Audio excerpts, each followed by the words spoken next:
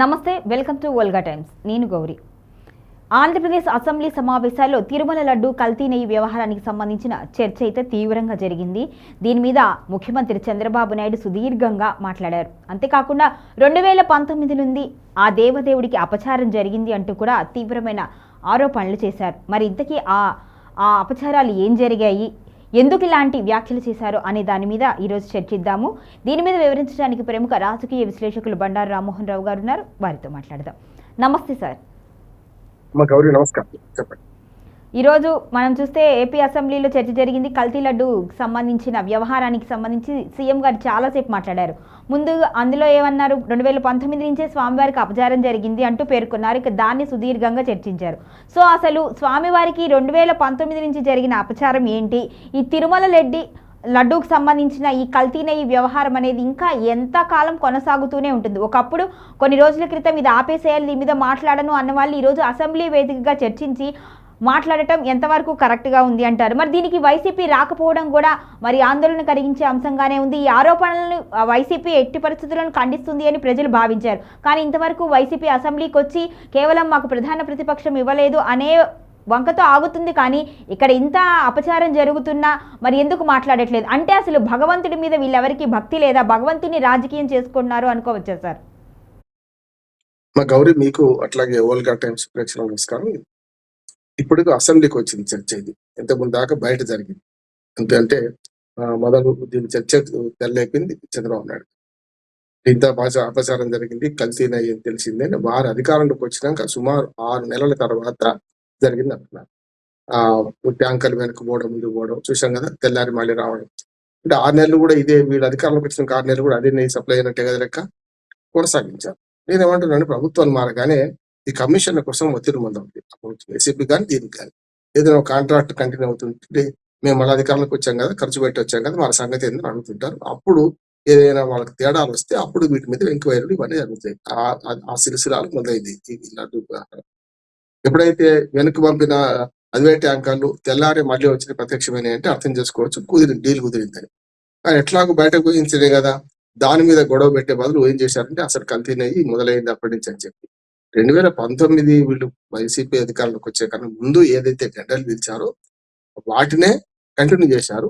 తర్వాత మధ్యాహ్నం కూడా జగన్మోహన్ రెడ్డి గారు గవర్నమెంట్ వచ్చిన తర్వాత అది రద్దు చేస్తామని వాళ్ళని బెదిరించి వీళ్ళు కూడా వసూలు చేసుకుంటున్నారు. ఏం తక్కువ తినలేదు. ఎందుకంటే మనకు మన సుబ్బారెడ్డి గారి బిఏ నాకు 18 కోట్లు 20 కోట్లు వాళ్ళ అకౌంట్ లో పడ్డాయి, 55 కోట్లు రకరకాలు ఉన్నాయి కదా. ఎందుకు పడ్డాయి అంటే రెండోసారి మళ్ళీ కంటిన్యూ చేయడానికి వీళ్ళు కూడా వసూలు చేసుకుంటారు.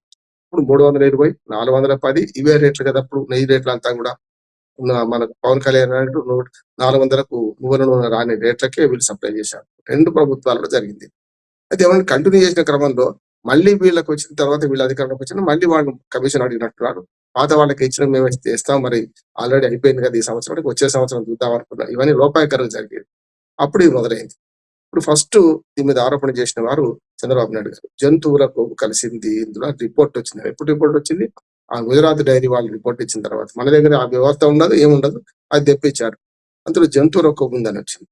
ఆ జంతువుల కొవ్వు వచ్చిందని వచ్చిన దానిలో కూడా వాడు స్పష్టంగా చెప్పింది, ఆవు కానీ గేదె కానీ ఏదైనా ఆహారం సరిగా అందకపోతే పాలను తన కరిగించుకుంటుంది, కొవ్వును కరిగించుకుంటుంది. దానివల్ల కొంత శాతం జంతువుల కొవ్వు అని కనపడుతుంది. కానీ ఏదైతే పాలిస్తుంది పాలే నాన్ వెజ్. ఓ రకంగా చెప్పానంటే వెజిటేరియన్ అంటాం, కానీ పాలే మరి పొద్దు నుంచి వస్తాయి కదా మరి కదా. అందుకని ఏమంటున్నానంటే జంతువుల కొవ్వులు కలుస్తుంది కదా, జంతువే కదా అది కూడా, కనుక సమస్య.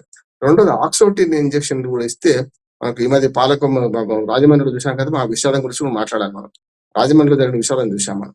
ఆక్సిజన్ ఇంజక్షన్ ఇవ్వడం వల్ల కూడా దాని కొవ్వు కరిగి అంటే బలవంతంగా వాటి రక్తాన్ని విడిచి పాలు పిండుకుంటున్నాం మనం.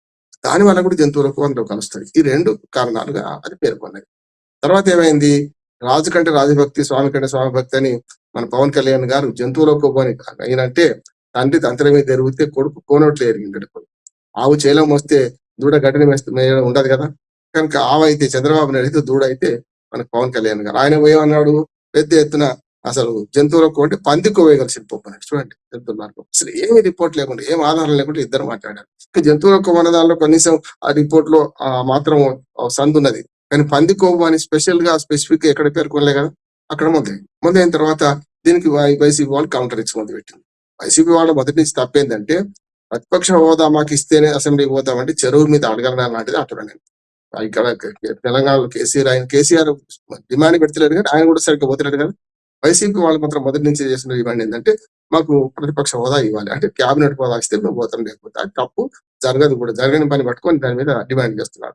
ఇప్పుడు వాళ్ళేమో అసెంబ్లీ సాక్షిగా వాళ్ళు మాట్లాడుతుంటే వీళ్ళేమో బయట మాట్లాడుతున్నారు. ఎప్పుడు కూడా అసెంబ్లీ సాక్షిగా మాట్లాడితే రికార్డులు ఉంటాయి.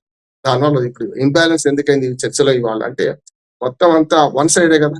చూసాం చంద్రబాబు నాయుడు, నరేంద్ర చౌదరి, నరేంద్ర కుమార్, తర్వాత జ్యోతుల నెహ్రూ, తర్వాత మనకు గౌత్ శిరీష, ఇంతమంది మాట్లాడారు చూసాం కదా. అందరూ కూడా వన్ సైడ్ ఇక సెటైర్లు వేసుకుంటా పైన కూర్చున్నారు. అసలు స్పీకర్ల విలువ తీస్తున్నారు వీళ్ళందరూ. ఆనాడు కొడాలి ప్రసాద్ నుంచి మొదలుకొని ఆ తర్వాత తమ్మినేని సీతారాం గారు అదే పని చేశారు. అంటే ఒక కక్షిదారులా లేకుంటే స్పీకర్లా అని వ్యవహరిస్తున్నారు. వాళ్ళ గౌరవ మర్యాదను మనం ఏం తప్పవట్లే అవసరం లేదు. కానీ ఇట్లా వ్యవహరిస్తే ఇప్పుడు అయ్యన్న పాత్రుడు, ఇప్పుడు అయ్యన్న పాత్రుడు తర్వాత డిప్యూటీ స్పీకర్ గా ఉన్న ఇప్పుడు రఘురామకృష్ణరాజు గారు కూడా సెటిల్ వేస్తున్నారు. అసెంబ్లీ అక్కడ కూర్చొని చాలా హుందాగా ఉండాలి, వాళ్ళ చెప్పులో మనం కాలు పెట్టవద్దు కదా. అటువంటిది రఘురామకృష్ణరాజు అయితే ఎవరు లేరు, కావాలని వెలుగొడుతున్నాడు, ఆపుతున్నాడు. ఒక్కొక్కరు 15 నిమిషాలు 20 నిమిషాలు అరగంట మాట్లాడి చూసినాం కదా మనం. వాళ్ళందరినీ మాట్లాడించారు, అయిపోయింది. అంటే వన్ సైడ్ ఇప్పుడు ఏంటంటే వాళ్ళకు కేసు ఎస్టాబ్లిష్ చేసుకోవడానికి తయారు చేశారు. దీనికి వ్యతిరేకంగా కౌంటర్ ఎక్కడ ఇస్తారు వీళ్ళు వైసీపీ వాళ్ళు. అందుకని ప్రజల్లో అసహనం ఏముందంటే మీరు ఆరోపిస్తున్నారు, వాళ్ళు ఆరోపిస్తున్నారు, మీరేమో దానికి ఎదురు జవాబు ఇస్తున్నారు. ఎక్కడ ఇస్తున్నారు? బయట ఇస్తున్నారు కదా, ఇది ఎట్లా సరిపోతుంది అని అంటున్నారు. ఈ మొత్తం ఎపిసోడ్ తేలింది జంతువులు లేవు, కొవ్వు లేదు, అట్లానే మనకు మన పందికో అసలే లేదు. సమస్య ఏంటంటే అది నెయ్యే కాదు అని అర్థమైంది కదా.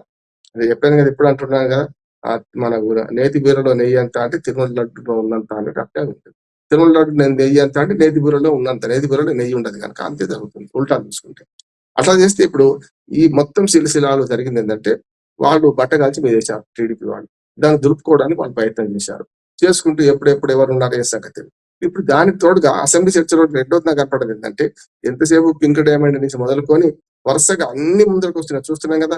పింక్ డైమండ్, పరకామణి, ఆ తర్వాత మనకు అక్కడ జరిగిన కుంభకోణాలన్నీ వైసీపీ హయాంలో జరిగినాయి. ఆఖరికి మత మార్పిళ్లు, బస్సు టికెట్ల మీద మన అడ్వర్టైజ్మెంట్, అన్యమత ప్రచారము, అక్కడ కూడా తిరుమల తిరుపతి దేవస్థానం అన్యమత ప్రచారము, ఇవన్నీ ముందుకు వస్తున్నాయి కదా. లిక్కర్ బాటిల్ దొరకడము, అంటే ఒకరి మీద ఒకరు. ఇప్పుడు ఏమైతుందంటే వీళ్ళని బదనాం చేయని వాళ్ళు వాళ్ళని బదనాం చేయాలని వీళ్ళు ఈ సంఘటనలన్నీ నేను వాళ్ళ అసెంబ్లీకి చర్చకు వచ్చి ఇప్పుడు దేవదేవుని సన్నిధిలో ఏం జరుగుతుంది అంతా అపచారం జరుగుతుందని భక్తులకు ఒక పెద్ద ఎత్తున ఒక అభిప్రాయం కలిగించారు. చూసాం, ఎవరైనా తిరుపతి లడ్డు తీసుకొస్తే మనం వాసన చూసి తినే పరిస్థితి వచ్చింది. వాసన చూసి తిన్నామని కూడా అదే సమస్య. ఇప్పుడు క్రిస్టియన్ కనుక ఎవరు జగన్మోహన్ రెడ్డి ఎవరైనా భక్తితో కళ్ళకు అద్దుకొని తింటారు లడ్డును, కానీ ముక్కుతో వాసన చూసి తింటారా అనే పరిస్థితి అయింది కదా. అంటే ముక్కుతో వాసన ఎందుకు చూసారు? నెయ్యి కాదని తెలుసు కనుక జగన్మోహన్ రెడ్డి గారికి కూడా కదా. అందుకని ఆయన మొదలుపెట్టింది అందరు వైసీపీ నాయకులు అదే చేశారని చెప్పి. అట్లాగే అన్యమత ప్రచారంతో పాటు అన్య మతస్థులు అక్కడ మన పూజ చేయడం, అబ్దుల్ కలాం పేర్కొన్నారు. ఆఖరికి పవన్ కళ్యాణ్ భార్య ఆమె అఖీర ఆమె కూడా మన అన్ని మతస్థురాలు కదా, ఆమె కూడా సంతకం పెట్టిపోయిందని కదా. జగన్మోహన్ రెడ్డి గారు ఎన్నడూ సతీ సమేతంగా రాలేదని, వైవి సుబ్బారెడ్డి గారి కుటుంబ సభ్యులందరూ కూడా బైబిల్ పట్టుకుని తిరుగుతారని, మెదక్ చర్చిలో మన పెళ్లి కూడా వాళ్ళ కుటుంబ సభ్యులు జరిగిందని ఎవరు వద్దారు. ఎవరు కూడా వాళ్ళంటే కూడా టీడీపీ సభ్యులు అన్నట్టుగా ఎవరి మాత్రం వాళ్ళది. వాళ్ళు పెళ్లి చేసుకుంటే జగన్మోహన్ రెడ్డి పోవద్దనేం లేదు. మనం కూడా చాలా మంది ముస్లింల పెళ్లికి పోతాం, హిందువుల పెళ్లికి పోతాం, క్రిస్టియన్ల పెళ్లికి పోతాం కదా. మనం హేతువాదం చేసుకునే పెళ్లికి కూడా పోతాం. మనం ఆ సమస్య పోవడం తప్పు కాదు, కానీ వాళ్ళ ఆ మతస్థులు చెప్పడానికి ఇవన్నీ ఉదాహరణలు వాడుకుంటున్నారు. నెయ్యి దగ్గరికి వస్తే వీళ్ళు ఆఖరికి ఇదంతా బూమ్రాంగ్ అయింది, బౌన్స్ అయింది, ఎక్కడ మళ్ళీ వెనక్కి వీళ్ళకే దాన్ని అంటే బంతి గోడకి వేసుకొస్తే మన ముఖానికి వెనక్కి వచ్చి తాకినట్టు చంద్రబాబు నాయుడు తాకింది. తాకినప్పుడు ఏమన్నాడు ఆయన? నేను ఇక్కడి నుంచి వద్దు, దీన్ని ముగింపు పలుకుదా అన్నాడు. ఎందుకు ముగింపు పలుకుదామన్నాడు? సుప్రీంకోర్టు సాధికారత కమిటీ నియమించింది ఆయన పార్టీ.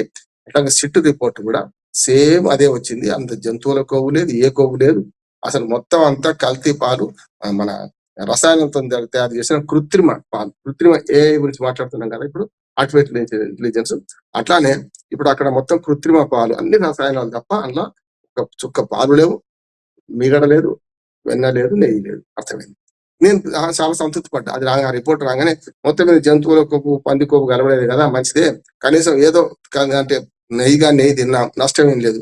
ఆ రసాయనంతో నష్టం అవుతుండొచ్చు, ఇంకా దీర్ఘకాలికంగా ఉంటుంది, వెంటనే ఉండదు.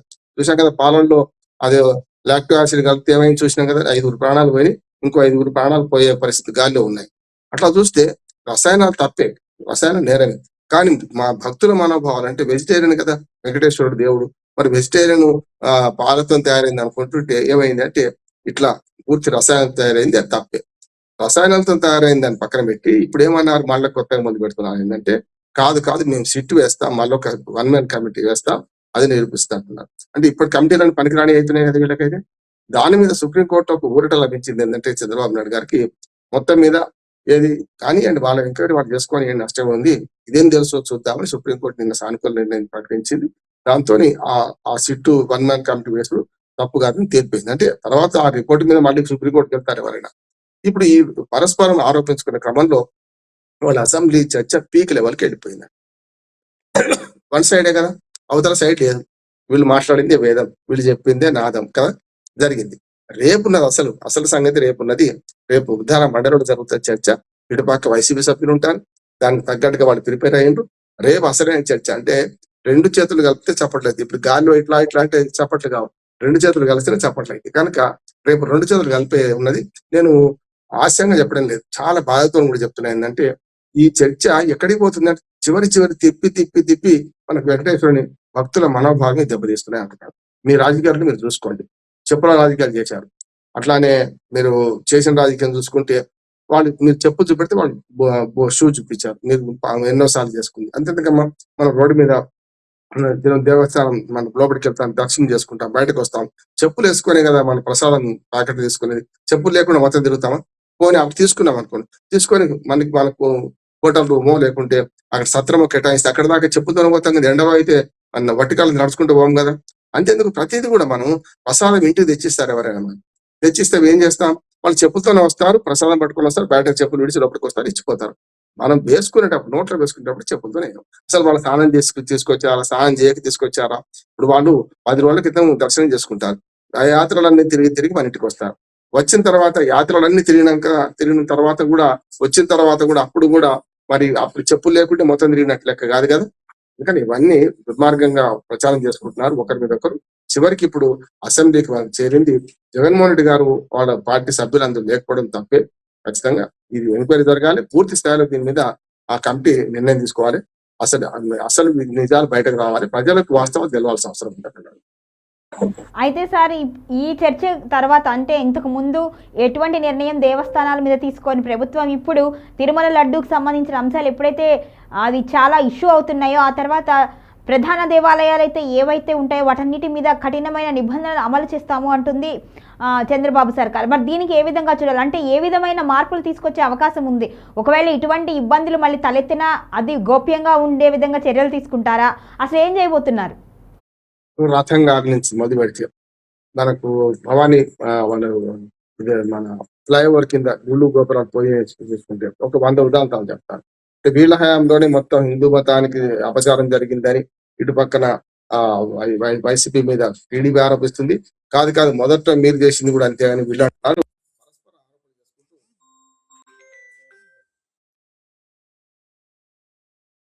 తప్పు. ఇప్పటికైనా సరే పాతవన్నీ తవ్వుకుంటే లాభం లేదు, తవ్వినా కొద్ది పెంకాసులు వెళ్తాయి, ఇంకేమన్నా. కనుక ఇప్పటికైనా సరే ఇక దీని చర్చను ముగించాలంటున్నాను. పరస్పరం ఆరోపించుకొని పక్కన పెట్టి ఇప్పుడు ఏం జరుగుతుందో చూడాలంటే ఈ నెయ్యి విషయంలో ఇప్పుడు సప్లై అవుతున్న నెయ్యి కూడా 3 రకాల రేట్లు ఉన్నాయి. ఎందుకు ఉన్నాయి 3? అదే కదా ప్రశ్నించేది. 3 రకాల రేట్లు అంటే మరి 550కి వచ్చేది మంచిదా, లేకుంటే 750కి వచ్చేది మంచిదా? కల్తీ లేని నెయ్యి ఏంది మంచిది తెలపాలి కదా. ఈ 3 రేట్లు ఎందుకున్నాయి? 7 సంస్థలకు ఆర్డర్ ఇచ్చారు కదా, 7 సంస్థలు 3 రేట్లు ఎందుకున్నాయి? ఇవాళ పవన్ కళ్యాణ్ 400 రూపాయలు నూనె కూడా రాదు కదా. కానీ మరొకటినప్పుడు 750 పెంచామని అంటున్నారు కదా. మరి 400కే మొన్నటి దాకా సప్లై అయింది కదా అదే నెయ్యి. 400 నుంచి అమాంతంగా 550కి 650కి 750కి ఎందుకు పోయింది, ఎట్లా పోయింది? అదే ఇందాపురం డైరీ వాళ్ళు కానీ లేకుంటే హెరిటేజ్ కానీ వాళ్ళు హెరిటేజ్ కావచ్చు, దొడ్ల కావచ్చు, నందిని కావచ్చు, ఎవరైనా సరే మరి అదే నెయ్యిని బయటకు అమ్ముతుంటే 600కి అమ్ముతున్నారు, 700కి అమ్ముతున్నారు, 2000 కూడా ఉన్నది నెయ్యి. మరి ఏది నెయ్యి కరెక్ట్ అంటే ఏది సత్యం ఏది అసత్యం ఓ మహాత్మా ఓ మహర్షి అన్నట్టే ఉంది తప్ప ఏం లేదు. సమగ్రమైన నివేదిక సుప్రీంకోర్టు మన రిటైర్డ్ జడ్జి ద్వారానే చేయాలి. లేదంటే సాధికారత కమిటీ మరొకటి సుప్రీంకోర్టు వేయాల్సి. ఈ పరస్పరం ఒకరి మీద ఒకరు పార్టీలు ఆరోపణ చేసుకోవడం వల్ల అసలు నిజాలు బయటపడలేదు. బయట నుంచి నా ఉద్దేశం ఏంటి, రాష్ట్రానికి సంబంధం లేని వ్యక్తులు దీని మీద ఎంక్వైరీ చేస్తే అన్ని నిజాలు బయటపడతాయి, ఎవరికి తప్పు ఎవరు ఒప్పు తెలుస్తుంది. దీనిలో ఈ పరస్పరం రాజకీయ నాయకులు మాటలు బంద్ చేయాలి. ఈ విషయంలో ఎక్కడ ఆరోపణలు ప్రత్యారోపణలు లేకుండా చేస్తే మంచిది.